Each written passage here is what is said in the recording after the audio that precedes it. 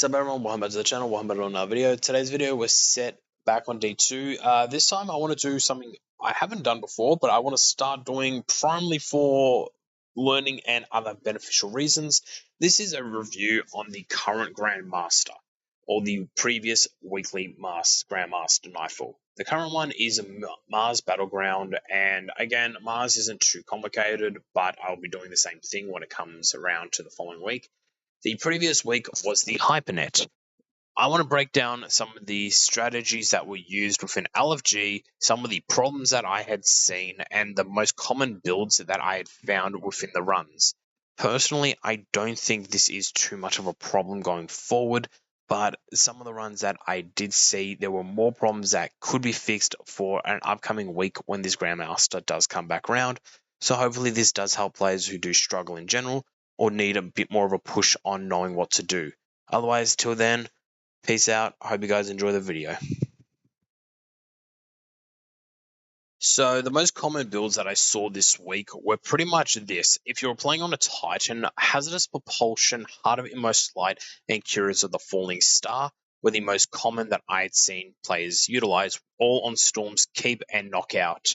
Didn't see many people using Touch of Thunder, weirdly enough, but again, a lot more players were using Blinding Nades compared to obviously Pulse and other variants, due to the fact that Blinding does obviously get the unstoppable champions. For Hunters, a lot more Ascension-based builds, whether they be on Arc or Prismatic. I'm going to say a lot of these builds were kind of fucking cracked. It surprised me how many players utilize this and were just kind of shitting on everything all over the place. Like, kind of scared me. Weirdly enough, so what you normally see a Prismatic Titan do, all these fucking Hunters were doing, like up close personal, fuck me or fuck you. That was their situation going. A lot of them ended up second best, which is quite funny as someone who mains Titan currently, because God help me, why the fuck would I main my lovely Warlock in a metaphor with just destroy and punch shit? Otherwise, being serious on this, again, I found it was funny because a lot of Hunter mains just kept doing the same strategy. It wasn't a bad thing, but it wasn't something that was viable for a lot of runs where they were dying in bad positioning. For Warlocks, I found maybe 4 Warlocks at best through my runs throughout the week. I had over 30 runs this week, and those Warlocks will literally all use the same copy and paste build because they had no fucking idea on how to use Getaway Artist. I'm going to break down and say a lot of these guys, their build had no fucking concept for the Getaway Artist concept, getting your grenade back or being able to spam your grenade as frequently as possible, get as many turrets as possible. Like, it was just designed to be a mess, and I hate seeing that shit in general in a build. Otherwise, these were the most common builds that I saw throughout the week, and overall, I'm going to say Titan was the main class that I saw, Hunters would be second, and Warlocks would be third. Weirdly enough, I see more Hunters pretty much each week compared to Titans and Warlocks, so this was a bit of a shock. Otherwise, moving on to the strategies. So first off, in the strategy area, I just want to say this much. The pros and all the good things that a lot of the LFG teams did were this week. A lot of LFGs use the craniums frequently, which is great to see. A lot of LFG teams knew setups and positioning, not to a great extent, but to an extent. A lot of people were shooting blights, rifts, and obviously anything they could to support teams in areas of obviously in counterphasing or just areas that would kill teams in general, which was great to see.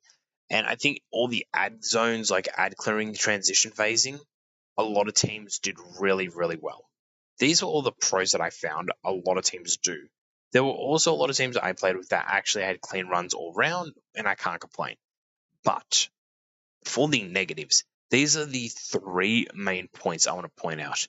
The small blight room going into the transition phase of the Sparrow Zone, the boss room, and the first Tormentor.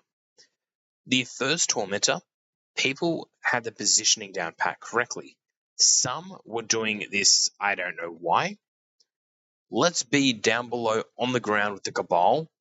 Like we are Titans. I'm not gonna lie, I don't know why they were doing this on just normal base classes, not prismatic.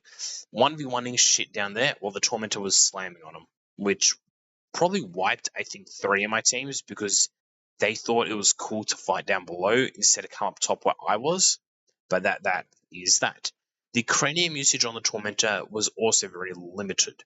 I think a lot of teams don't understand the concept of the cranium and struggled a lot more than what they should have. This is just something I noticed and I want to point out, which is a problem.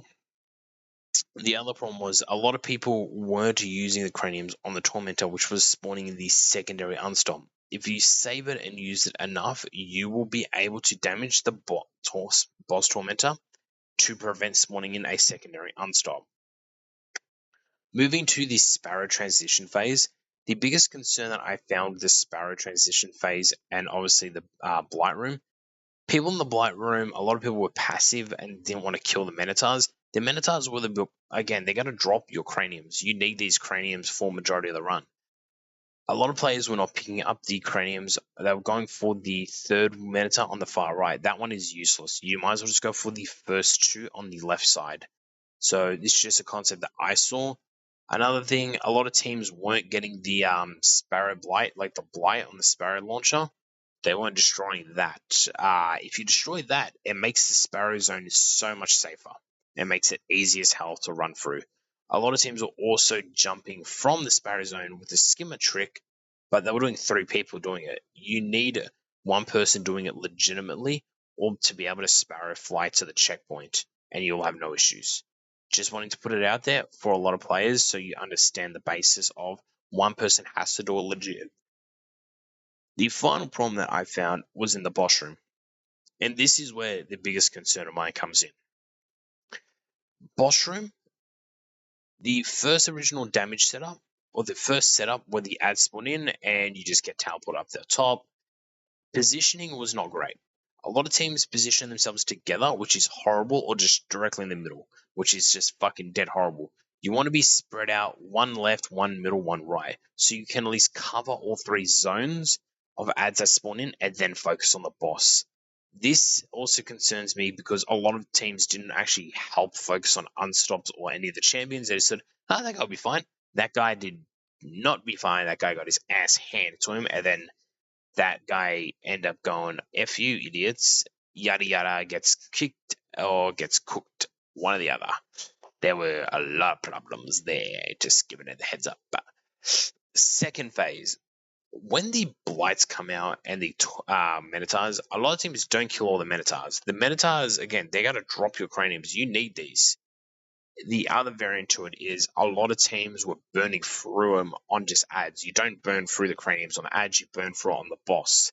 At the same time, you can save one for the Blights and Rifts. A lot of teams going onto the Blight phase were just nuking all the Blights. You want to be able to nuke half the Blights to spawn in the enemy ads. If they don't spawn in straight away, get it up to 70, and then they should spawn in. Killing all the ads, killing everything, and then getting the last 2 Blights or last 3, you can focus on the overload with an easier time and all the ads before focusing on the boss. A lot of teams just nuked everything, ads spawning in. It was just, you had enemies at the back, enemies on your front, left. It was just a nightmare to deal with. And this is just from experience. It was horrid as fuck for me, trying to not sweat my ass off, survive. And the final phase, which is my favorite. So a lot of teams were trying to insta-kill the unstoppable, and they didn't realize that ads were around it. So I had a lot of teammates that were just going straight up to where the unstoppable spawn, and then they see 4 phalanx and go, oh, fuck. It was like, come on, mate. Come on. That also doesn't go into the main problem where there are a shit ton of scions. So the easiest way to deal with this was just stay from a distance, stun the unstop, and kill the unstop. Those scions won't do anything to you. They won't chase you down. As long as you don't push too far up, you have no issues staying back, killing everything, and then pushing up, collecting a cranium, and focusing the boss is the easiest way to do this. A lot of teams nearly wipe because they want to be funny and they want to sweat their ass off like idiots and 1v1 something in a bad situation. This is just the main concern that I have. When this GM comes around, I do hope to see improvement. I hope players who were struggling with this one or realizing that, oh shit, this happened, this happened because you said, yeah. I hope you will get the concept of why I'm saying it. I'm not saying it to be a dick. I'm saying it because I'm pointing out issues that can be resolved and fixed and help the team have an easier run. Otherwise, again, I hope you guys do enjoy this video. I hope it does help you. Peace out. See you in the next one.